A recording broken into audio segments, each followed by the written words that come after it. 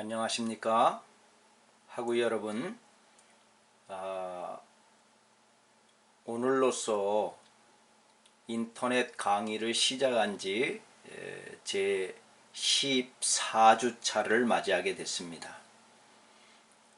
한 학기를 시작하면서 이제 몇 주만 우리가 비대면 수업을 하면 이제 코로나가 종식되고 대면 수업이 되지 않겠는가, 이러한 기대감을 가지고 시작을 했습니다마는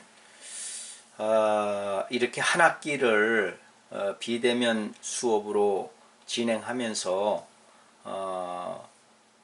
학습자인 여러분은 여러분 나름대로의 어려움들이 있었겠고, 또 교수인 나는 또 나 나름대로의 어려움이 많이 있었습니다. 그러나 또 이렇게 한 학기를 마감하면서 우리가 또 마음을 새롭게 하고, 또 이제 한 학기를 인터넷 강의지만 최선을 다해서 여러분들이 학습에 임해 주었고, 또 나는 나 나름대로 열심히 최선을 다해서 강의를 또 했기에 또 한 학기를 이렇게 잘 마무리할 수 있게 된 줄로 압니다. 아무튼 여러분, 한 학기 동안 너무너무 수고가 많았고요.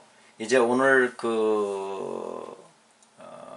한 주만 더 수고를 해 주시면 다음 이제 기말고사를 마무리함으로써 모든 1학기의 수업이 이제 마쳐지게 됩니다. 그래서 오늘은 이제 마지막 수업이기 때문에 영유아 교육기관에서의 상담적 접근 실제에 대해서 제 7장 상담의 실제 부분에 대해서 우리가 좀 짚고 넘어가야 되겠다, 이렇게 생각이 됩니다. 여러 가지 우리가 치료 기법들을 살펴봤는데 다 살펴보지는 못했어요. 여러분들이 나머지는 또 깊이 있게 연구하고 또 책을 통해서 읽어보고, 또 여러분들이 이제 깊이 연구하는 그러한 학습이 필요하겠고, 오늘은 이 상담의 실제가 어떻게 진행되어야 되느냐, 이런 부분에 대해서 이야기를 좀 할 것이고요. 그 다음에 또 이제 여러분들이 어린이집에서 분기별로 진행하는 정기 부모 상담을 하게 되는데, 이 부모 상담에 대해서 좀 한 타임 또 여러분한테 소개를 해주면서 또 학습하는 그러한 시간을 갖도록 그렇게 하겠습니다. 자, 그러면 제 7장은 상담의 실제인데 1절, 2절, 3절, 4절 이렇게 나눠지게 되는데요. 1절은 발달 관련 문제에 대해서 설명을 하고 있고요. 발달에 관련된 문제는 자폐증이나 아스퍼거 장애라든지 소화기 부흥계성 장애, 또 반응성 애착 장애, 이런 것들이 이렇게 있고요. 그 다음에 가족 관련 문제는 뭐 이혼 가정이라든지 조선 가정, 할아버지 할머니 가정이죠. 가정 폭력이라든지 또 학대 가정, 이런 것들이 바로 가족과 관련된 문제라고 볼 수가 있죠.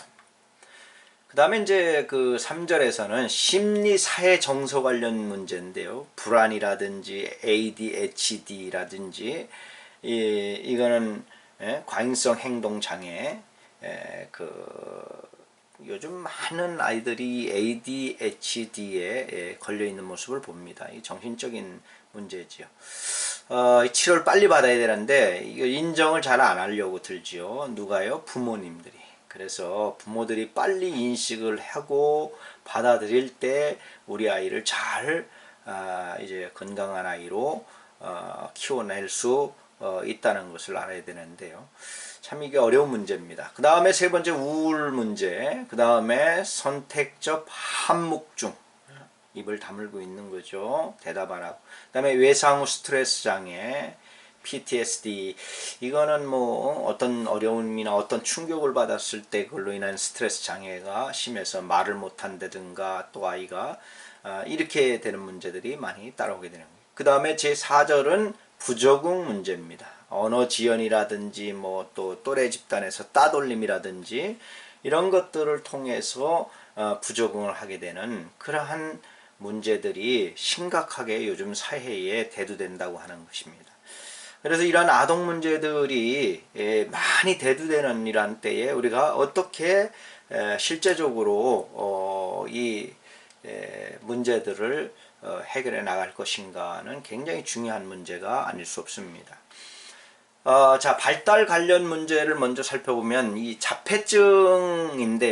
자폐증의 그 이해를 우리가 먼저 해야 됩니다.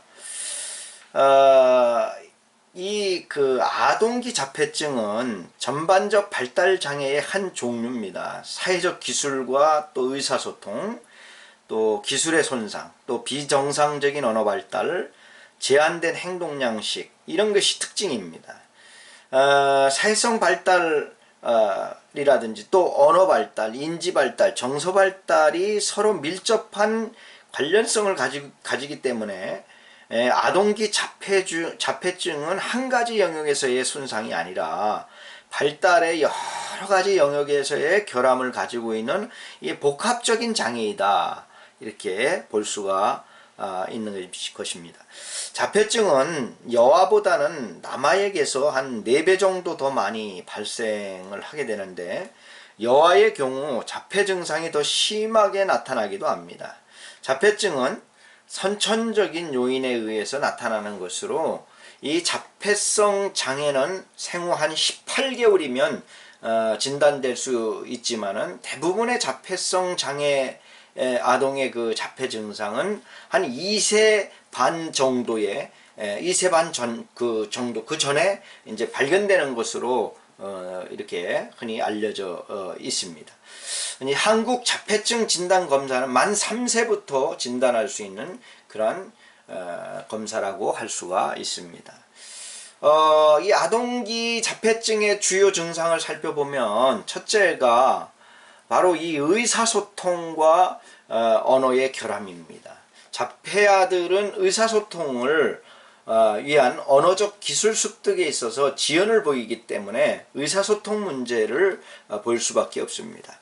자폐성 장애 아동의 약 50%는 말을 하지 않지만 소리를 내는데 상대방에게 들었던 말이나 문장을 의미 없이 반복하여 말하는 반향어를 나타나게 됩니다.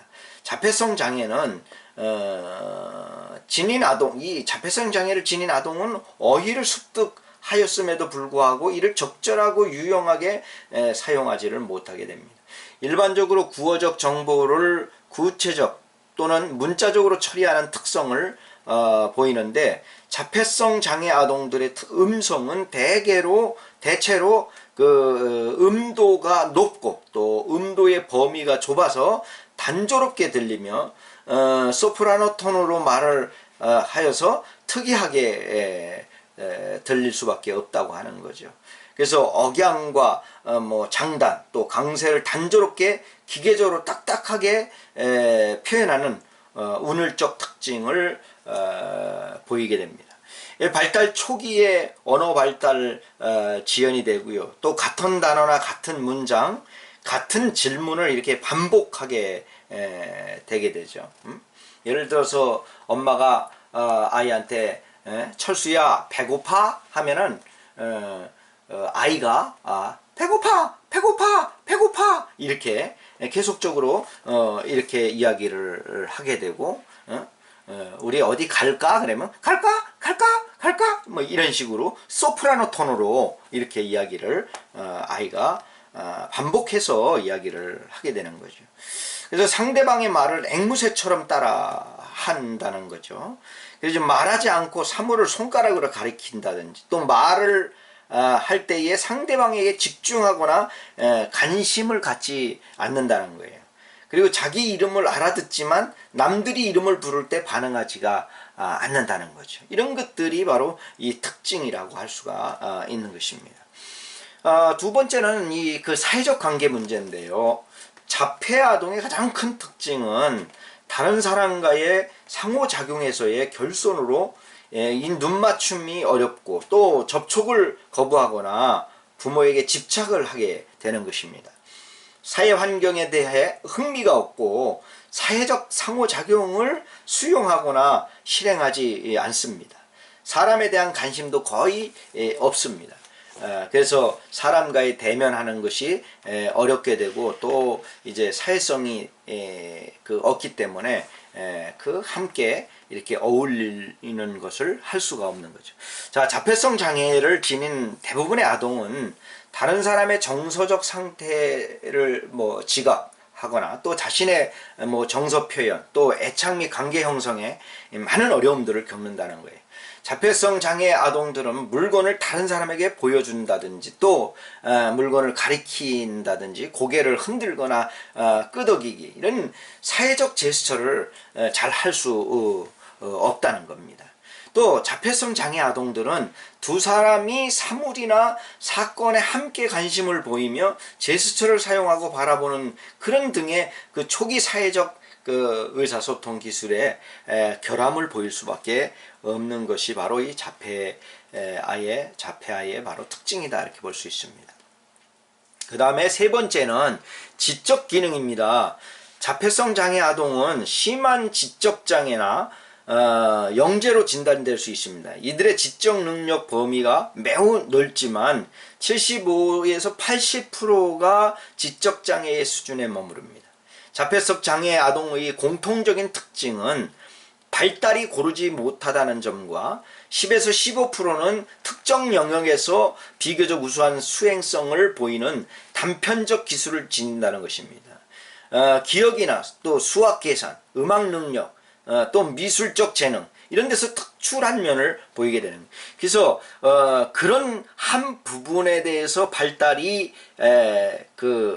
유독 특출하게 됨으로 인해서 그 부분에 대해서는 아주 또 어떤 면에서는 영재성을 보이기도 하는 그런 모습들을 볼 수가 있는 것입니다. 그래서 그 아동들이 한 부분에 그렇게 특출나게 그 한 부분만 발달하는 것은 좋은 현상이라고 볼 수가 없는 거예요.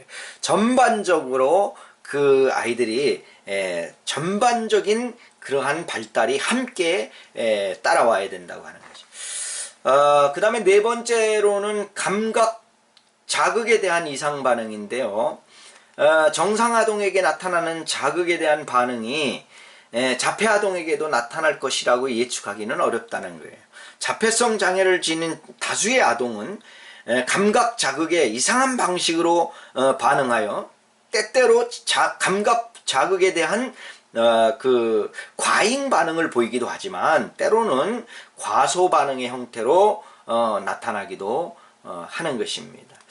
가능 반응이란 특정한 단조로운 소리에도 견디지 못해서 극심한 고통을 야기하는 반응을 보이기도 하고 지나치게 접촉을 싫어하고 또 어떤 냄새를 또 어떤 맛의 음식을 거부하고 특정한 촉감을 싫어한다든가 이런 부분들이 가잉 반응이죠. 과소 반응은 대부분의 사람이 반응하는 감각 자극을 느끼지 못하는 겁니다.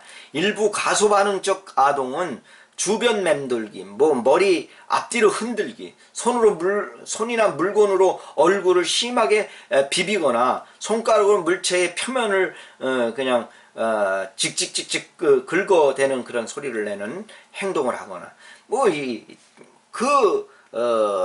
추가의 자극이나 강도 높은 자극 이런 것들을 추구하는 것 이런 것들을 우리가 볼 수가 있는 거죠. 자, 그 다음에 이제 다섯 번째 동일성 고집인데요.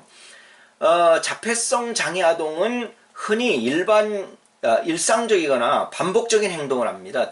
일부 아동은 동일함에 대한 강박적 욕구를 보이고 가정이나 학교에서 일상적인 것이 크게 바뀌면 심한 감정장애를 나타내게 되는 것입니다.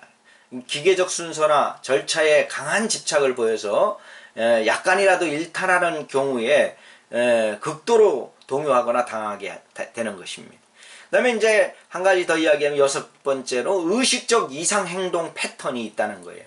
자, 자폐아들은 외관상 특이한 목적 없는 그 운동 행동을 자주 나타냅니다. 예를 들면 이유 없이 팔을 퍼덕이거나 반복적으로 얼굴 앞에 손을 흔들거나 돌리는 것, 몸을 비꼰다든가, 뭐 손으로 손목을 때리기라든지, 또 앉아 있을 때 윗몸을 끊임없이 흔든다는 것, 또 들썩거리기, 이런 것들이 바로 이 특징입니다. 자폐성을 지닌 일부 아동의 같은 행동을 계속해서 반복하는 상동 행동을 하면서 놀이를 지속하는데 이를 제지하면 강하게 저항을 하고 자기 자극 행동은 자해하는 형태로 나타나게 된다고 할 수가 있는 것입니다. 이런 것들이 바로 이 자폐아에 대한 특징들, 이런 그 이해가 없이는 우리가 자폐 아동을 지도할 수가 없는 거죠. 자, 자폐증에 대한 지도를 보면 자폐 아동을 위한 치료 개입은 조기 교육 개입으로 인지치료나 언어치료가 포함되는데, 치료 목표는 아동의 구체적인 또 사회적 상호작용과 의사소통, 또 인지적 및 행동적 결함을 보완하는 데에 그 목표가 있다라고 볼 수가 있습니다.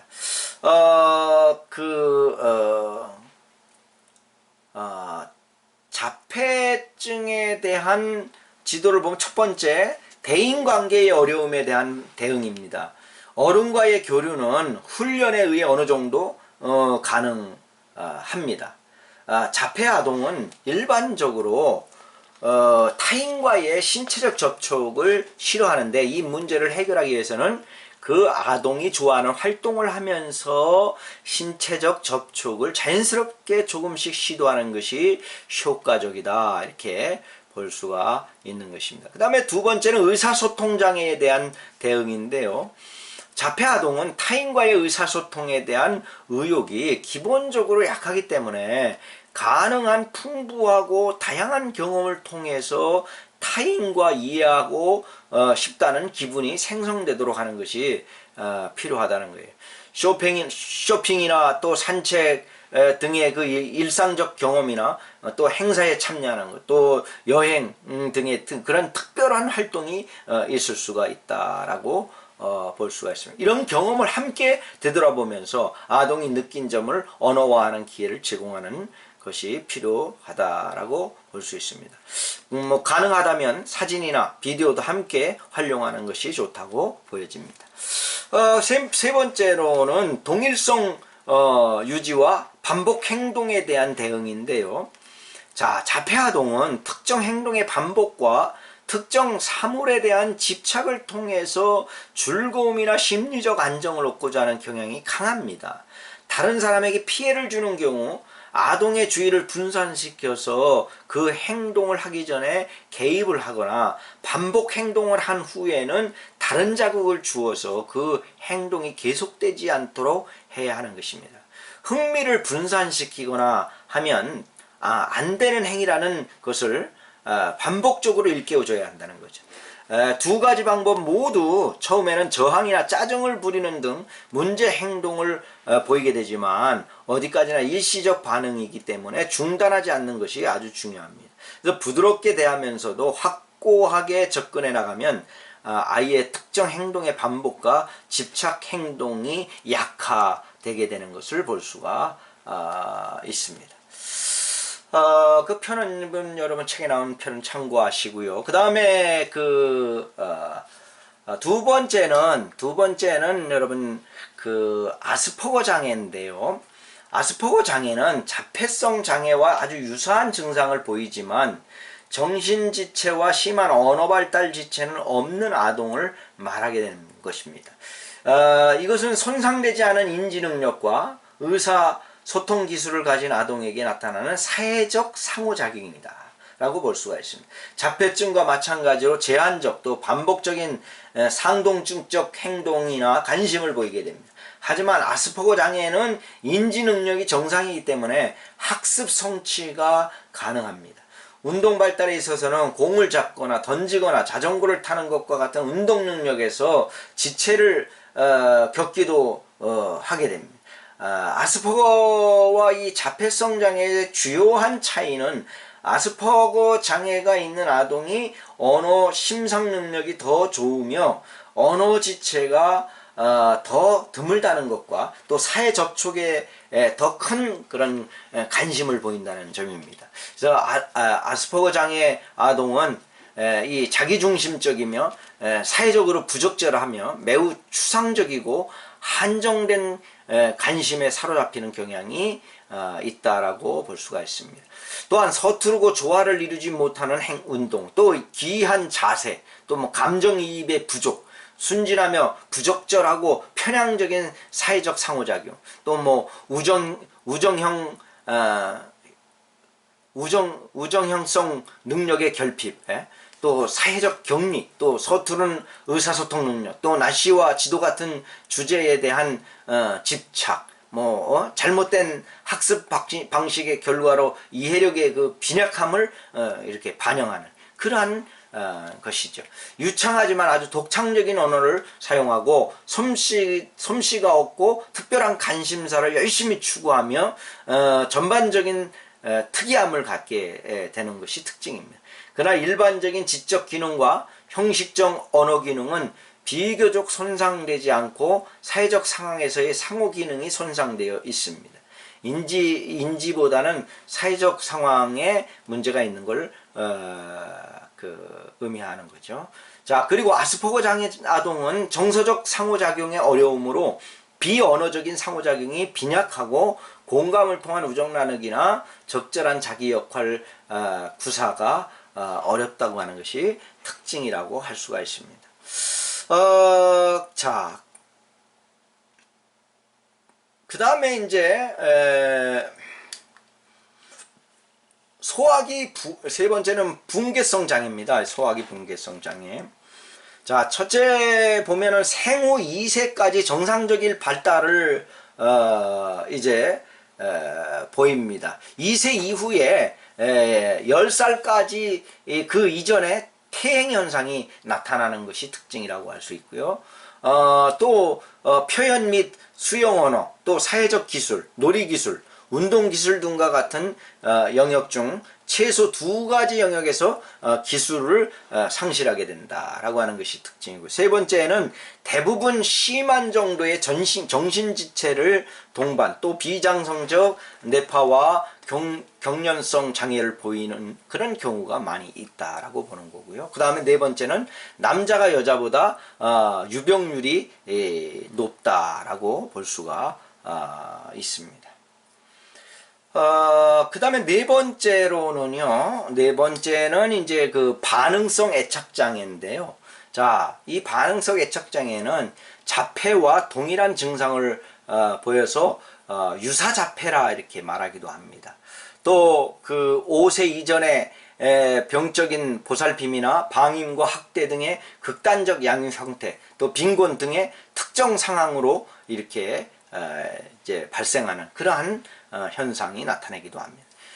세 번째는 불안정한 애착으로 인한 사회적 관계에 심각한 이상을 초래하게 되는 것을 볼 수가 있고요. 그 다음에 네 번째는 놀이치료나 치료놀이를 통해 애착을 재경험해서 발달 가업을 성취할 수 있게 하는 것이 중요합니다. 그래서 이게 발달을 할 때에 어느 발달 단계에 고착이 되게 되면 그 고착 단계에서 심한 부작용들이 그 어른이 돼서 또 나타나게 된다, 그런 이야기를 했죠. 그래서 이 놀이치료나 치료놀이를 함으로 인해서 애착을 재경험하게 하는 거예요. 그래서 그 고착된 발달 단계에서 그 발달 가업을 잘 스무스하게 성취하도록 해서 그 문제를 해결해 나가는 거죠. 다섯 번째는 언어 치료를 통해서 언어 습득과 언어 발달을 촉진시키는 것, 이것이 아주 또 필요하다고 볼 수가 있는 것입니다. 자, 그 다음에 이제 두 번째는 우리 현대 사회에 많이 나타나는 것들인데요. 자, 가족 관련 문제입니다. 가족 관련 문제 굉장히 많지요. 여러분 어린이집에도 이 가족 관련 문제를 가지고 있는 아동들이 굉장히 많이 있으리라고 생각이 됩니다. 자, 첫째가 이혼 가정입니다.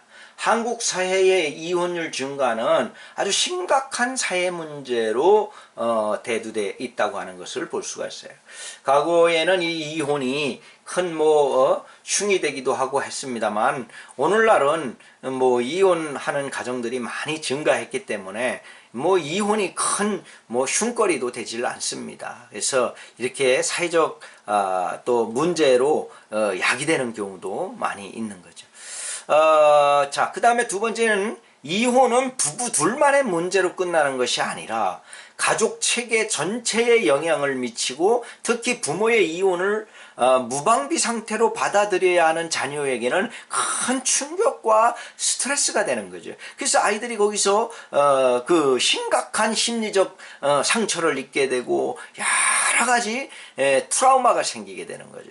그러므로 인해서 이 부부가 둘만의 문제로 끝나면은 깨끗이 끝나면 되고 이혼하면 끝나는 거죠. 근데 그 자신들의 사랑의 결정체로 생겨진 그 아이들의 그 삶이 본인이 원하지 않던 본인이 좋아하지 않던 상관없이 그 아이들 의사와 상관없이 아이들 그 감정과는 전혀 상관없이 그냥 이혼을 하게 되면 아이들은 그냥 무방비 상태로 그 어려움을 그 충격을 받게 되는 거예요. 그래서 큰 문제를 야기하게 되고 사회적 문제로 가정의 문제로 야기되게 되는 거죠. 이런 문제가 요즘 심각합니다. 그 다음에 아동에게 문제아라는 낙인을 찍고 부부의 문제를 자녀의 문제로 만들어서 가족의 관계를 유지하는 역기능을 가져오는 그런 문제가 있을 수 있다는 거예요. 그래서 이 이혼 가정은 우리가 이혼을 자녀들을 보고 어차피 여러분 결혼할 때는 서로 사랑해서 결혼을 하지 않았겠어요. 그래서 살다 보면 조금 힘든 일들도 있고 어려운 문제들도 있겠지만 잘 참고 잘 견디면서 또 아이들을 바라보고 맞춰가면서 한 가정을 만들어가는 거예요. 이걸 처음부터 나한테 맞춰라 너한테 맞춰라 이렇게 해서는 안 됩니다. 서로 맞춰가야 되는 거예요. 서로.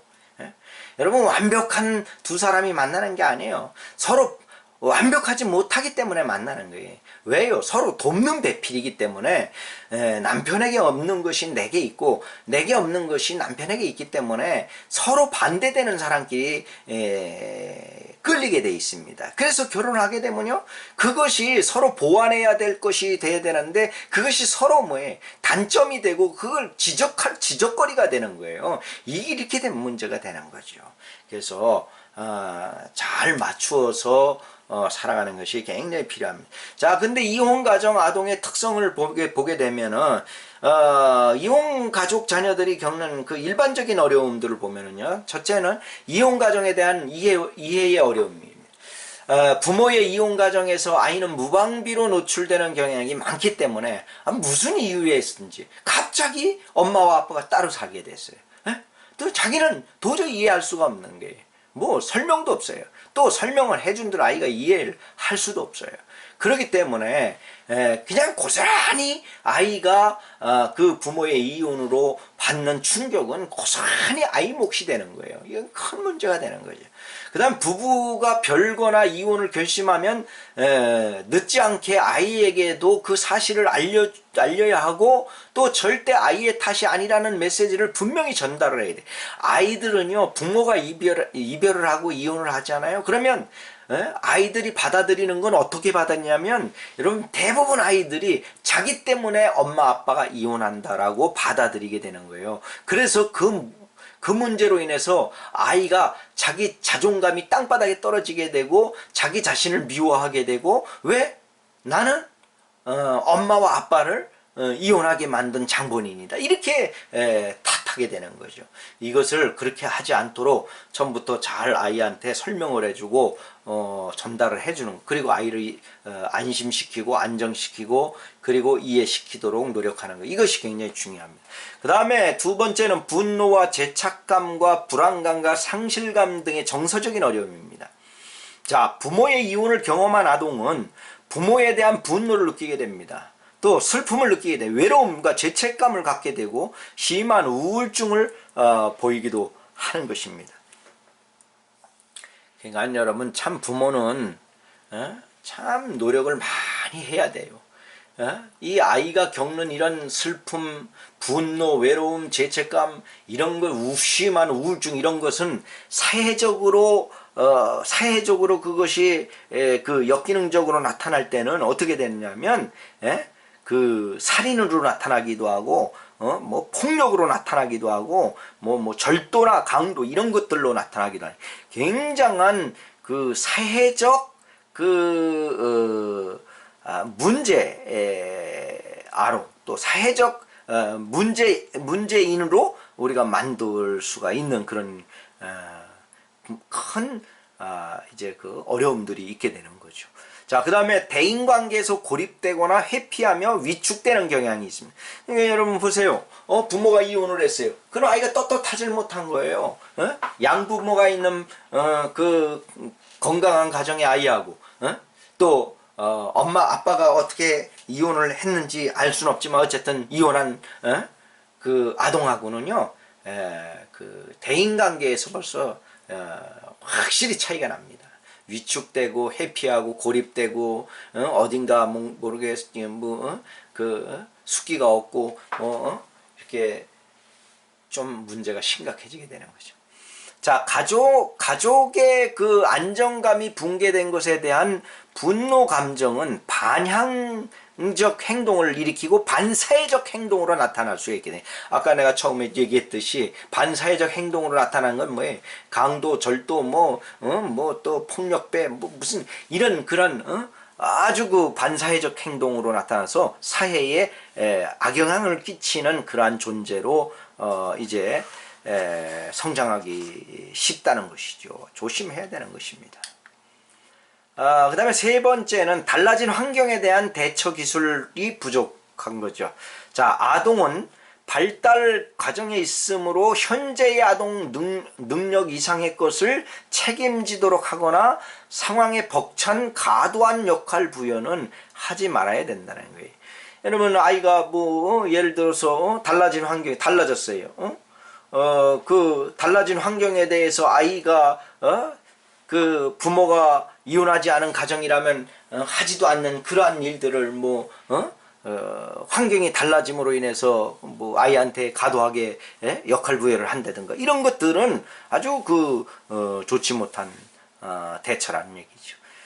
그렇게 하게 되면 아이가 심각하게 그 잘못될 수가 있는 거죠. 그 다음에 네 번째로는 자신의 능력에 대한 부정적 견해입니다. 뭐 낮은 자아 존중감이죠. 아까 자존감이 땅바닥에 떨어진다고 그랬죠. 자, 부모가 헤어지는 이유와 함께 부모 자녀 관계는 계속 유효하다는 것을 충분히 설명해 주어야지, 만약에 그런 것이 어떤 한 부모에게만 가가지고 아빠에게서만 잘한다든가 엄마에게서만 잘하는, 그리고 아빠와 관계를 단절시키고 엄마의 관계를 단절시키는, 이것은 아주 부정적인 결과를 가져오게 되는 거예요.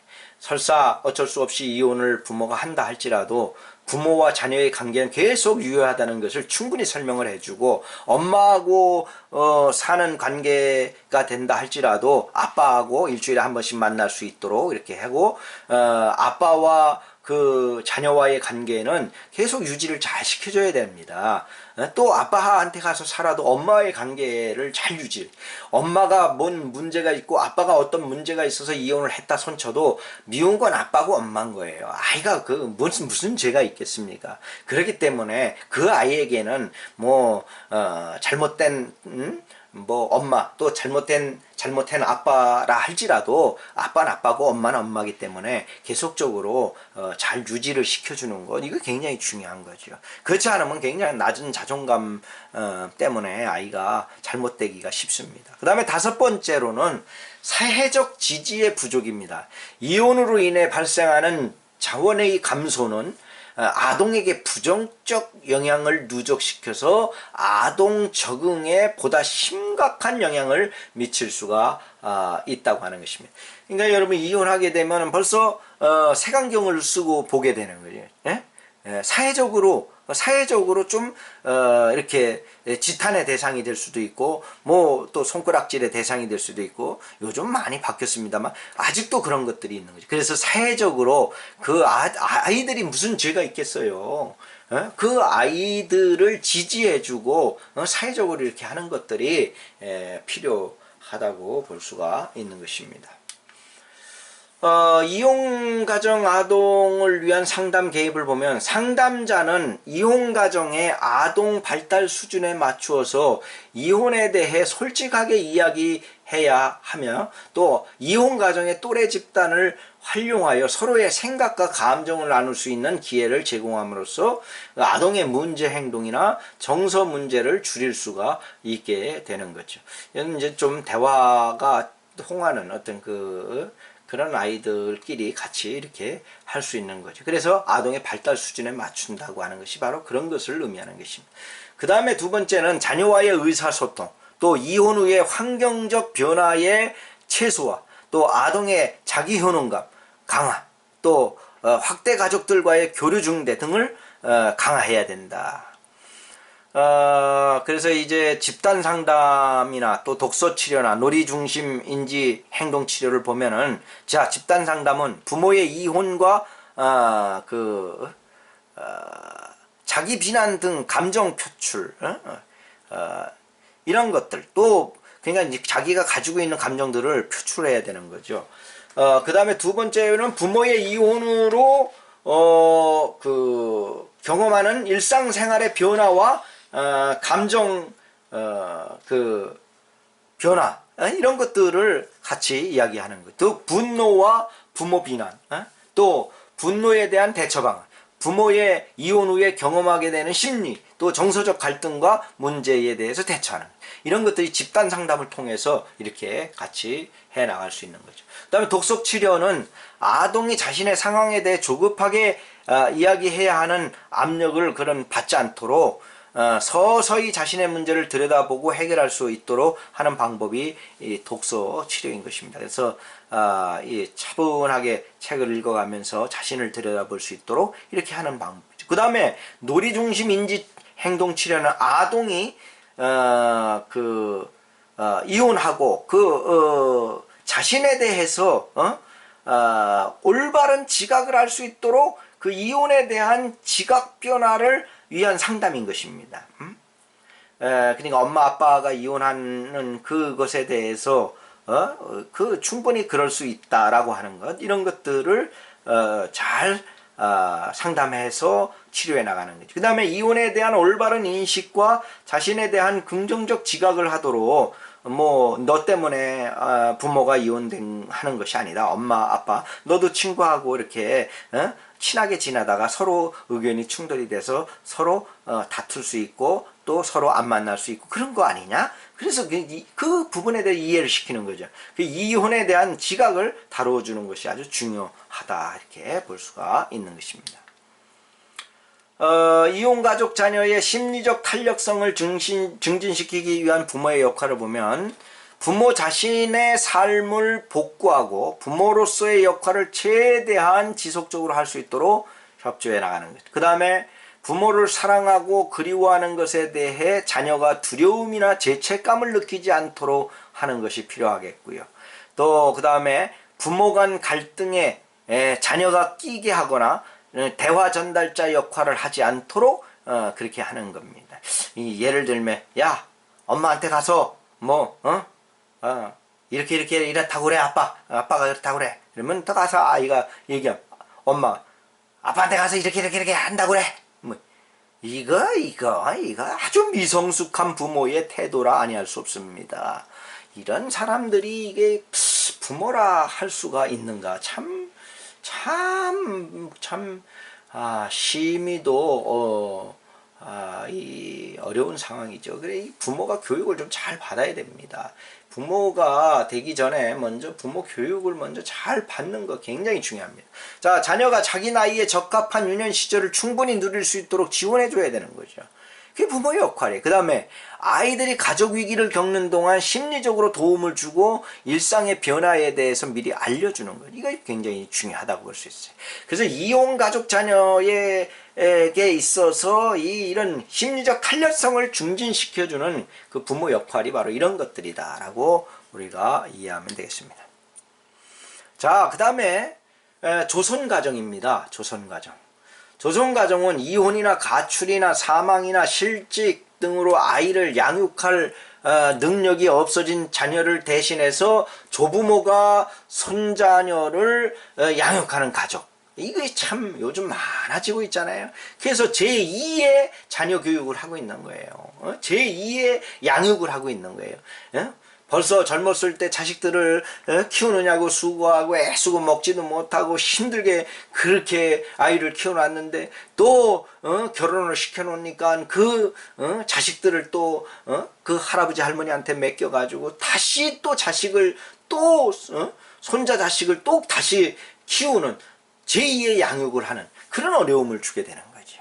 그 다음에 고령의 조부모 대부분 질병을 수반하고 있는 데다가 근로 능력을 상실하고 생활 능력도 감퇴하다 보니까 양육 부담에 따른 우울증도 발생하게 되고 또 손자녀 세대와의 소통이 부재가 있게 되고 이런 것들이 큰 문제로 부각되게 되는 거죠. 그래서 할아버지 할머니가 그 자식들을 키울 때 아이들 엄마 아빠를 키울 때의 세대와 또 그 엄마 아빠들이 낳은 손자 손녀를 키울 때의 그 세대와의 그 소통은 부재할 수밖에 없는 거예요. 그렇기 때문에 많은 조선가정의 어려움을 가져올 수밖에 없어요. 자, 그럼 조선가정 아동의 특징을 보면